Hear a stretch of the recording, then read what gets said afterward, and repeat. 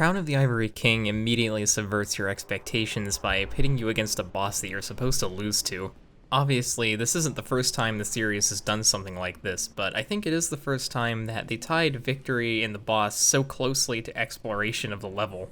In a way, exploring Eleum Loyce until you find the Eye of the Priestess is just as much a part of the boss as the fight itself. They could have just put the eye in the arena instead to make it easier on you, but instead they force you to admit defeat and bide your time until you have what you need to win. This provides an experience that's both memorable and fresh, even for players coming from previous and future games, while also returning the Souls series to its more exploratory origins. Crown of the Ivory King isn't really about dodging through sword swings and repetitively punishing openings, it's about going on an adventure and experiencing unique and memorable encounters along the way. And this is what I think makes it the most interesting DLC for Dark Souls 2. When you encounter Aava for the first time, your odds of success are extremely low. Each of Aava's attacks do an absurd amount of damage, and it is quite literally impossible to see them coming. It is possible to win technically if you exploit the sound cues and really remember the timings, but in general, you're going to arrive at the conclusion that you just simply aren't prepared for the fight yet.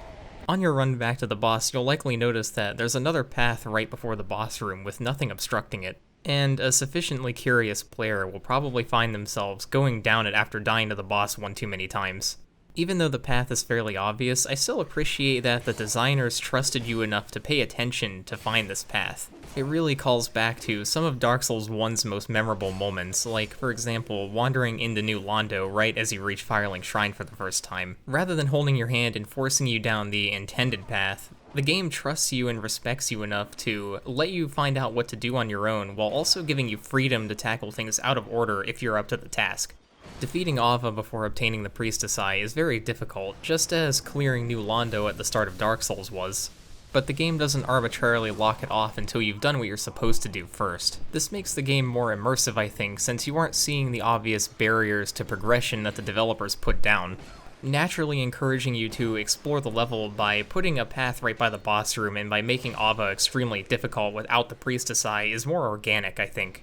Eleum Loyce is meant to be explored twice, once before you defeat Aava and once afterwards, and both times you'll have a much different experience. On the first run through, you'll notice a lot of pathways blocked by very suspicious looking ice, as well as frozen chests and strangely passive enemies. There's a lot of pathways that aren't accessible yet that will be later, and you'll probably make a mental note of where those are as you move past them. For example, this bridge seems interesting. I wonder what's on the other side of it. There's some really cool foreshadowing as well. Look at this mimic here. When you end up in this room again on your second run through, the game will test you in order to see if you remember what you saw here before. Also, the game rewards exploration by foreshadowing the mimic as well, because if you passed up on this room, then you'd be none the wiser and you'd be more likely to fall prey to it. In general, Ivory King does a really good job of finding ways to encourage and reward exploration that are both creative and fresh, and we'll see more of that later. Something you'll notice upon entering Eleum Loyce for the first time are the thick, snowy winds that blow through the city. These winds obscure your surroundings, and after you clear the storm, then you'll have a much different experience on your second time through because you'll have full view of everything that's around you. Clearing the storms requires defeating Aava, which for most players will also require finding the Eye of the Priestess first. The Eye of the Priestess is a pretty interesting item, actually. It's mainly used to reveal Aava so you can properly read and respond to attack animations, but it also lets you see other invisible things too. For example, certain enemies that were previously invisible, and also this ladder here too, which I think is really interesting and weird. Until you get the eye, these invisible enemies can be pretty difficult, but I was able to kill this one here because I heard him run away and try to drink Estus. Intentional or not, this is a really cool application of sound cues. Perhaps most interestingly, it also reveals the phantom enemies in Shaded Woods of the base game, which is a really cool and unique level of synthesis between DLC and base game. The biggest issue with it is that it's really underutilized. It would be cool if it also revealed the invisible hollows that are hidden throughout the base game, and maybe even illusory walls as well. That might seem kind of overpowered, but you get it so late into the game anyway that I think it's fair. And it isn't like DS2 doesn't already have a lot of overpowered items anyway, and having that be a reward could have offset the frustration of some of the more unfair encounters in the DLC too. Regardless, it feels like a missed opportunity to not tie it deeper to the base game. Aava is an okay boss, I think. The fight itself isn't super interesting, it's a fairly standard combat encounter, which is fine because they made the boss interesting in other ways. But what is kind of disappointing is the lack of polish on some attacks, like this poor hitbox, and these projectiles going crazy. Overall, a fairly standard fight, about on par with the rest of the game for better or worse.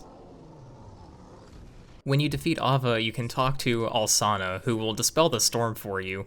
If you go further into the cathedral, you'll find a fog gate leading down to the old chaos where the Ivory King himself awaits you. There's a few interesting things in this chamber here.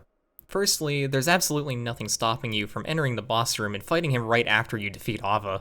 Like Aava though, it'll be borderline impossible until you explore the area and find what you need to win. In this case, it's rescuing the Loyce Knights scattered around Eleum Loyce. The other interesting thing are the empty chairs here, implying that there are more knights out there somewhere.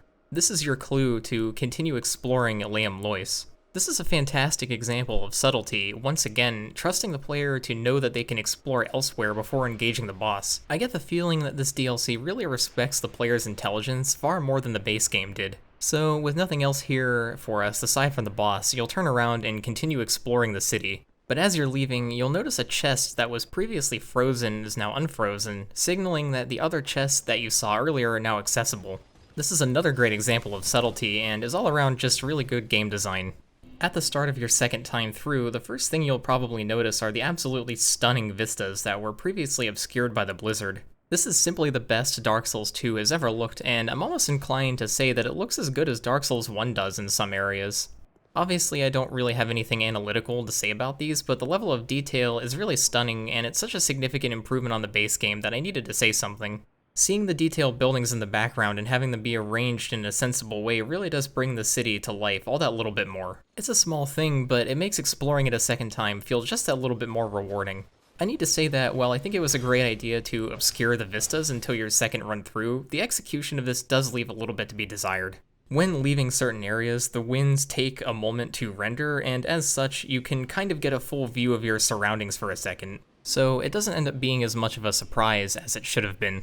Regardless, I still think the concept is fantastic. After the storms clear, some encounters also change significantly. Look at this one here for example. Before, I had the ice pillars to use as cover from the magic projectiles coming from the back. Now the pillars are gone, and the encounter is much more difficult. This slight alteration makes you totally change your approach here and makes the encounter feel totally different. On the topic of enemy encounters, the enemy design is pretty okay, I think. One issue I have with it is with the porcupine enemies. They deal contact damage from behind, which is a great idea since it encourages a specific strategy to deal with them. But the problem is that they also inconsistently deal contact damage from the front as well, which kind of ruins the point of this. In general, I don't really have that much to say about the enemies, so we're gonna move on. Well, there is one exception, I think. Another result of the storm clearing is that it's now easier to see into other parts of the level, usually previous areas that you came from earlier. Being able to look back and see where you came from provides a sense of progress and cohesion to the exploration. Obviously it's on a smaller scale here, but it is an earnest attempt to recapture some of the magic offered by the exploration in Dark Souls 1, and it's executed pretty well. On the topic of levels, the level design in Crown of the Ivory King is really strong for the most part, far stronger than in the base game. You'll regularly find yourself naturally led back to previous areas as the levels loop around on themselves. There's quite a few shortcuts as well, with one of them in particular being extremely memorable. Remember that bridge from earlier? Well, take a look at this. I'll let the footage speak for itself.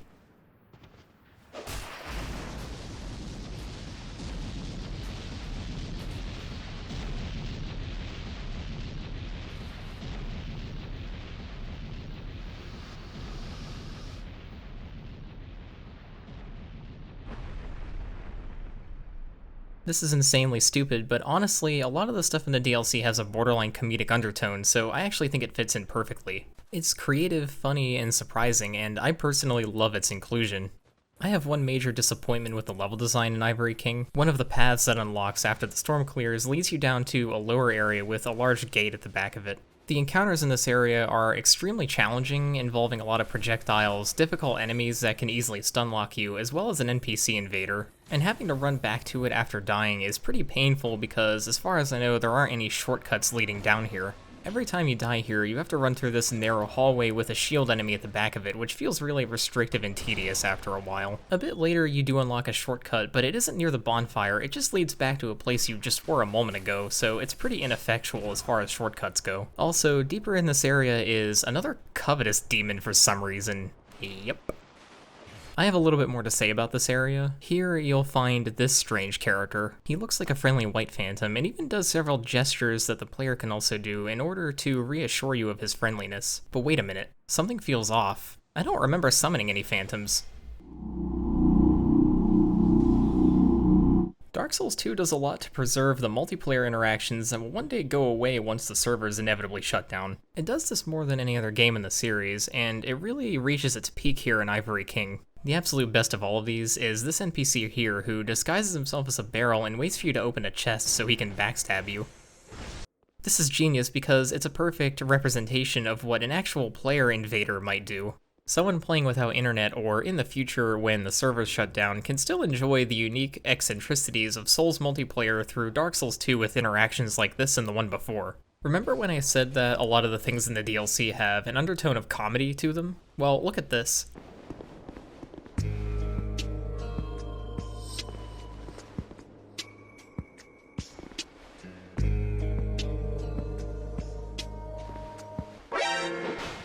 This is bound to leave a lasting impression on the player, and it really did on me. It also contributes to the unique personality that the DLC has. Now, if only the NPC invaders had smarter AI, then I think this could be something that Dark Souls 2 really could excel at as a whole. Unfortunately, NPC invasions outside of Ivory King are not very good, and usually just involve you brainlessly spamming R1 to get through their massive health pools. These health pools are compensation for the comically inept AI, by the way. Still not as bad as PvP against real players, though. You know what, maybe the server's going down is for the best. Exploring down any of the paths opened up by the storm clearing will lead you to a Loyce knight who needs rescued. Once you rescue them, they'll head back to the cathedral where they'll wait for you to challenge the boss. You can see them standing near the previously empty chairs, which I think feels really rewarding. You can see the fruits of your exploration very direct and tangibly, and if you tried fighting the boss before you rescued them, knowing that you have a fighting chance now would probably feel really good. Dropping down into the old chaos surrounded by your allies is a very compelling moment, and not one that's usually offered in Souls games, since you're usually alone for most of the time. I find it interesting that you land in the middle of them, and the way they surround you makes me feel like they're really my allies, here to protect me. This is the most interesting boss in Dark Souls 2 by a pretty big margin, I think. Not only is it directly impacted by exploration outside the boss itself, but it also offers a climactic and emotional moment not really seen elsewhere. As you battle the charred Loyce Knights in the first phase, you'll notice your allies sacrificing themselves one by one to close the gates, which eases your burden immensely.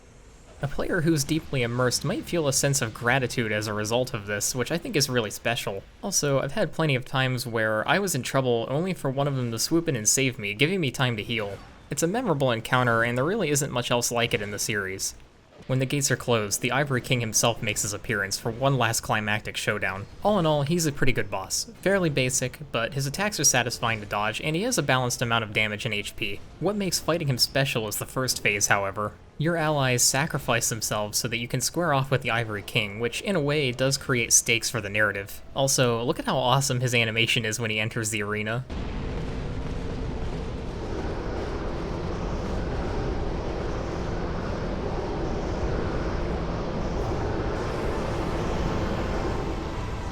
As much as I love this fight and think it's the best fight in the entire game, I have some issues with it. I dislike the fact that there's always one more gate open when he appears, which means there will always be at least one more charred knight to deal with as you fight the Ivory King. This leads to frustrating deaths, as well as messing with the AI a lot when he targets your remaining allies. When his back is turned to you, it's hard to read his animations, which can lead to cheap damage.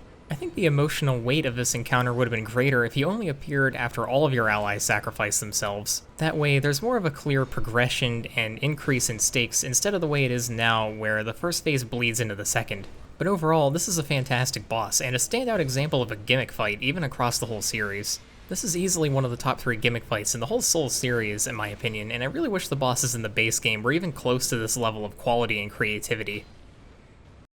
So that's Crown of the Ivory King. It's by far the most interesting and creative DLC for Dark Souls 2, and despite its flaws, it offers a really unique experience that you can't find elsewhere in the series. It has a lot of memorable encounters that really give it this charming sense of personality, and the final boss is really compelling, all because of the fact that the boss technically happens on both sides of the fog wall.